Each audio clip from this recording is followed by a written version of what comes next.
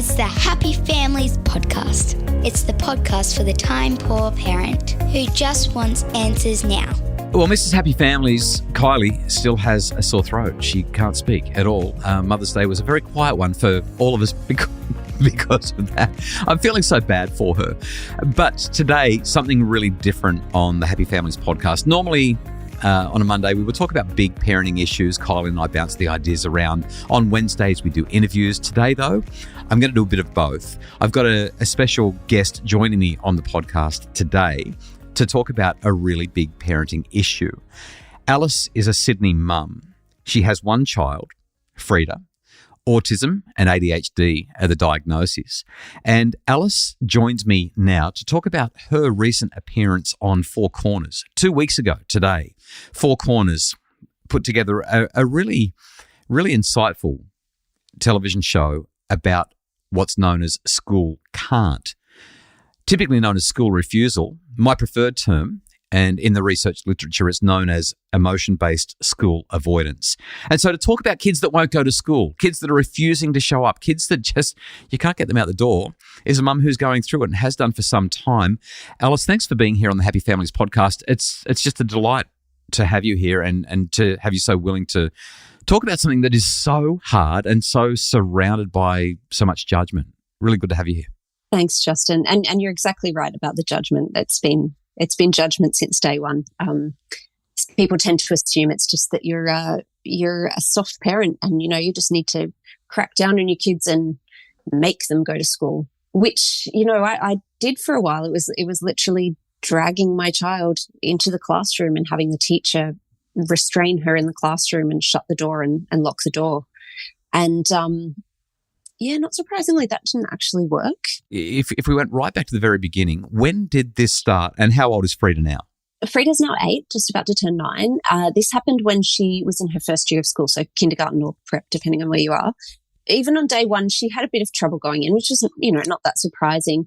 But as time wore on, it became harder and harder for her. The goodbyes in the morning became more and more challenging. And eventually it got to the point where she would become so distraught that she would sometimes try and run across busy roads. She would climb a tree and stay there for an hour. She would try to scale the school fence, and it became almost impossible. Her being restrained by the teachers actually really traumatized her and actually set us back and made it harder because it felt then like school wasn't a safe place. These were the adults who were meant to be keeping her safe, who were meant to be safe people, and she didn't feel safe with them because they had restrained her and made her even more scared. So potentially impossible question, or maybe one of those obvious questions. It could go either way, but where did it come from? Like day one, it's pretty much as soon as she starts school. I mean, I'm doing the maths here and I'm thinking this was around COVID if she's 8, 9 years old now. Yeah, it did start before COVID. So I don't actually think that COVID was a factor for her. I know that it has been for a lot of kids, but not so much for her. She's never really been able to articulate what it is. She's always wanted to go to school. She really likes it when she's there. Yeah, that's really interesting, isn't it? I really want to be there, but tell me that I've got to go and I fall apart. Yeah. So she says, I really want to be there. I just don't know how. And you sort of ask, is it because of this? Is it because of that? You kind of let her talk for a while and she still can't put a description to it. One thing that I've observed at school is that they're quite intense places, right? You get into the playground at the start of the day, it's noisy, it's busy, people running around everywhere. And then the bell rings and then there's more noise and more busyness to line up, get into the classroom, etc.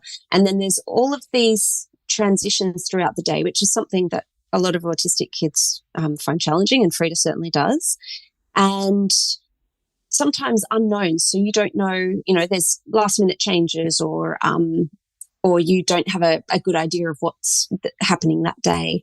And just the sensory overwhelm throughout the day, the noise, the busyness, the lights, the having to sit still is pretty intense for a neurodivergent kid.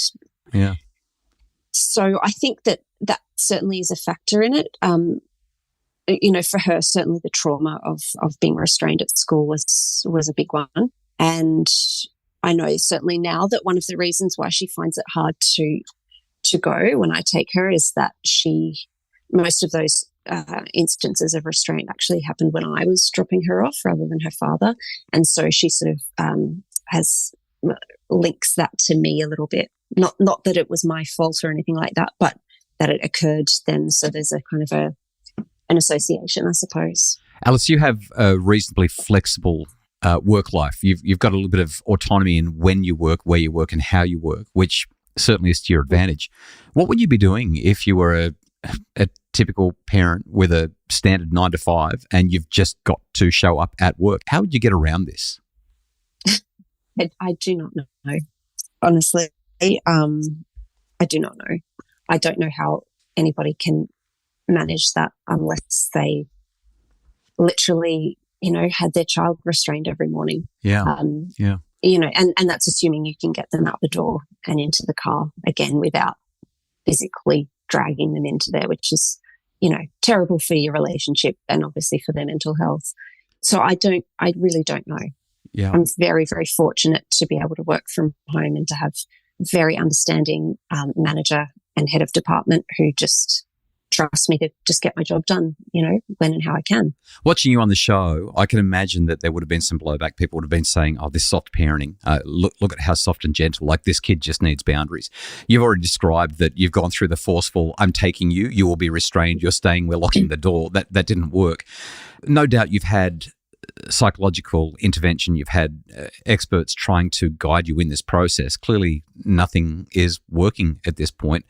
What has been the most useful, the most effective, the most successful process for you in getting Frida to school? To be honest, moving schools was a big factor. She had trauma around that particular school. They were not at all helpful in terms of disability support. And in fact, they again blamed it directly on parenting. In fact, her first learning plan included a point that the parents were to do a parenting course instead of them talking about the disability adjustments they were going to make. So it was, even the principal restrained her at one point. Yeah, wow. Which, they're not allowed to do at all. But so we moved her to a new school. We were really lucky. It's just such a lucky dip with public schools as to the one that's in your area and how good they are or not. Up the road from where I live, there's another school that is fantastic with autistic kids, but we're not in the catchment for that. So fortunately, her dad moved in the catchment for this other school, and they have supported us from day one. Day one, she had a learning support person with her. Her teacher was really open to trying new things, and Frida's very, very good at masking. And so people often don't see, they're like, oh, she's fine in class. But her teacher could see through that and knew when she was having a bit of a hard time. So she'd go and suggest, do you want to go and get a drink? Do you want to go for a walk? She even set up on her desk, for instance, 3 little pictures, and Frida could walk up, point to one of them, and the teacher knew that meant she just needs to go outside for a minute just to help to sort of to calm her nervous system down. They have been so wonderful. She had a bit of fear around going to the library, for instance. So they said, that's okay, we'll just take library completely off the table for now. She would stay and do some drawing with one of the learning support officers. And eventually they introduced that the learning support person would choose a few books for her. They'd look on the catalogue together and she'd choose a few books for her. Then Frida, it was all led by Frida. Frida then said, I'm ready to go to the library. So she would go and she would sit there. Didn't borrow any books. I didn't put that pressure on.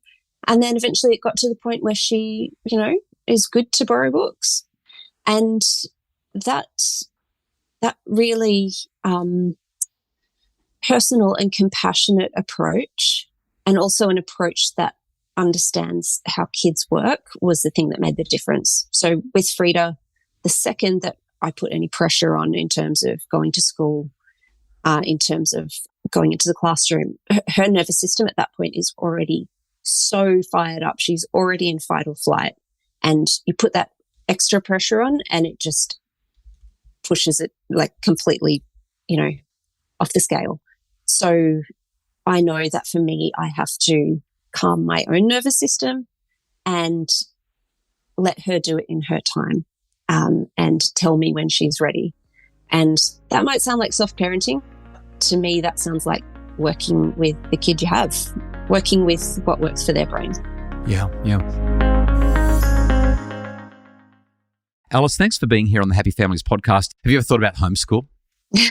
Sorry, Yes, dumb question. I'm sure you've thought about homeschool a lot of times, but you've persisted with regular school. Why have you stayed with keeping her enrolled and trying to get her to go to school?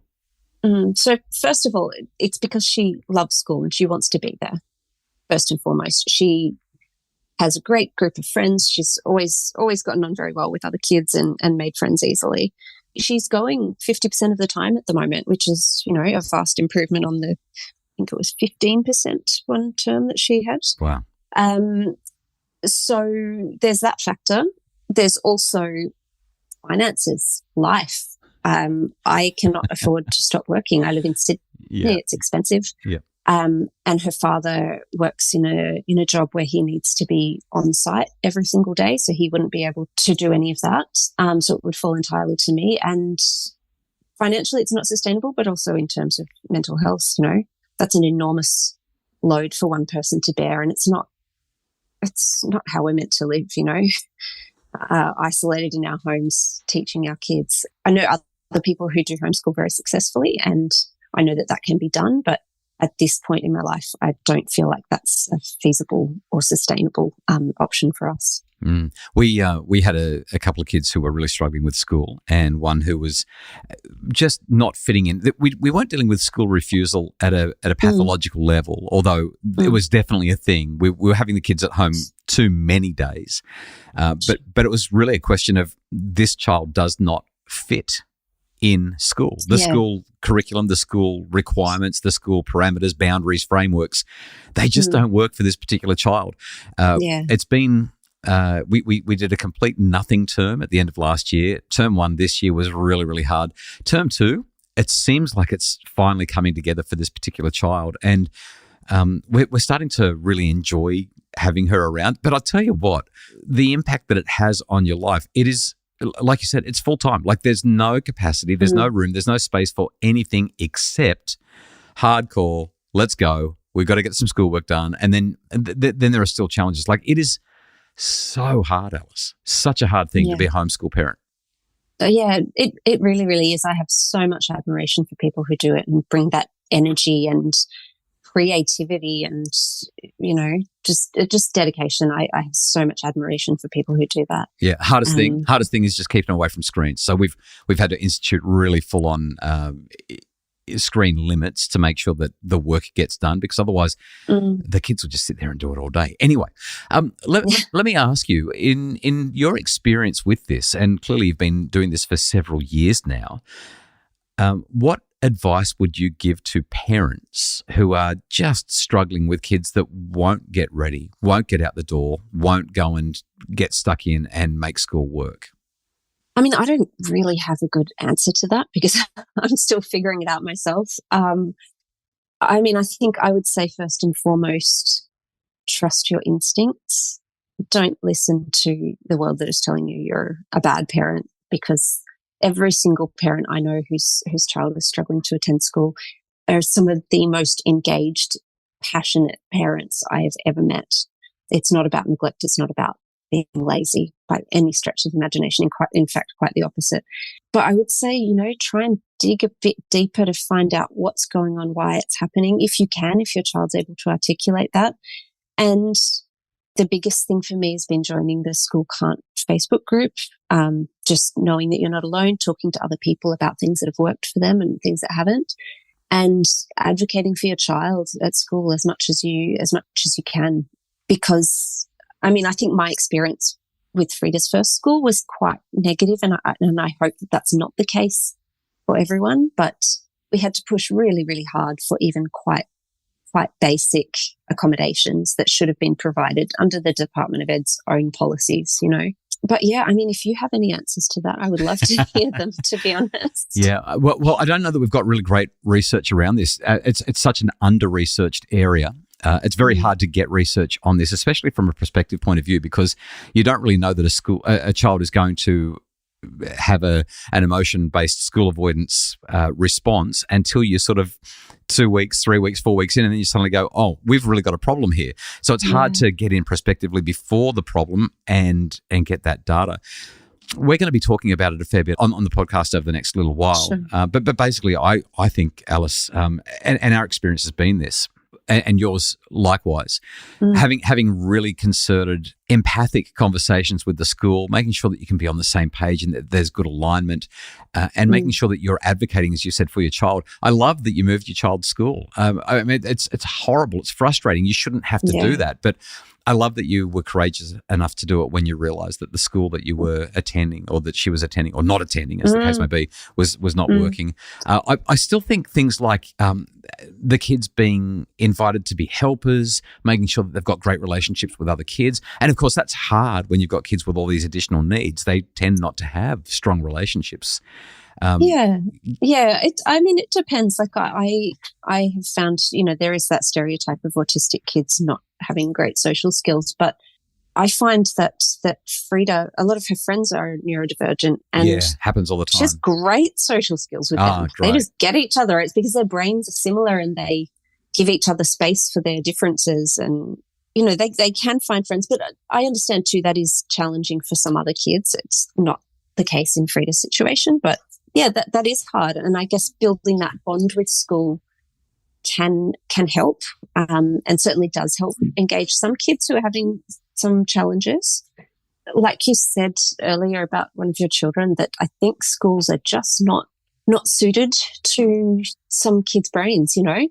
Schools work for a really certain type of kid, and that's great, but there are a lot of brains that don't fit into that. Not just kids with disabilities, kids who might learn in a more hands-on way or learn by doing different things, and I think that's one of the challenges too. Like most schools are kind of set up in the same way. They do things in a similar way, and it doesn't allow for us being different. And that's no shade on teachers at all. They do an unbelievable job.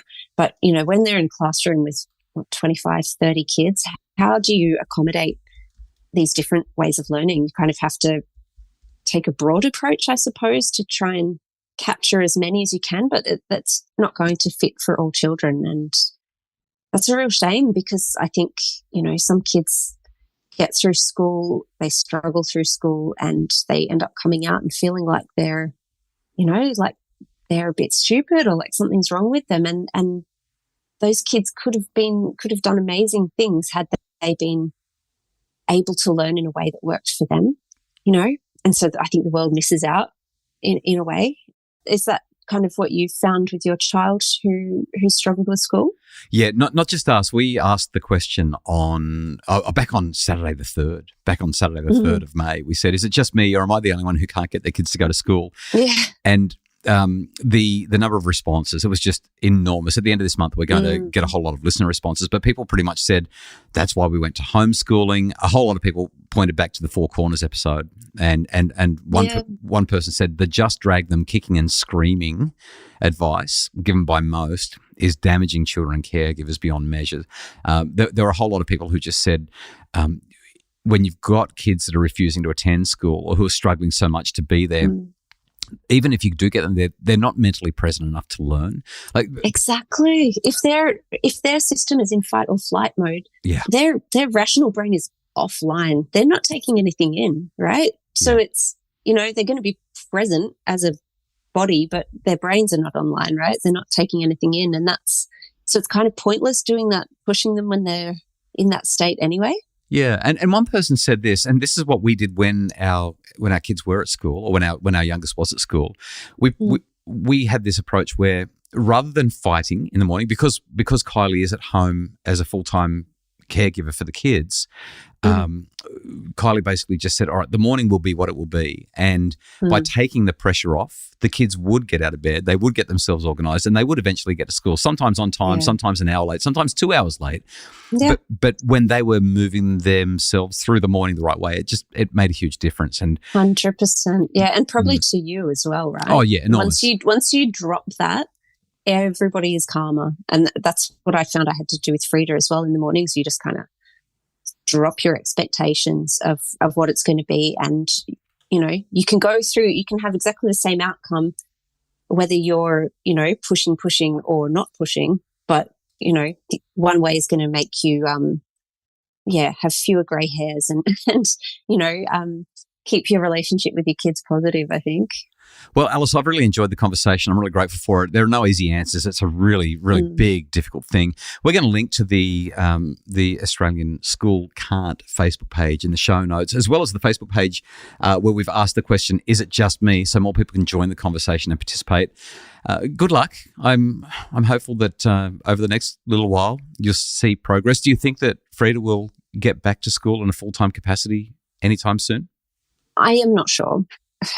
It's sort of a take it day by day situation. You know, when you have a positive day, you know, her dad said so many times, "Oh, I think she's turning a corner," and I'm like, "Don't say that."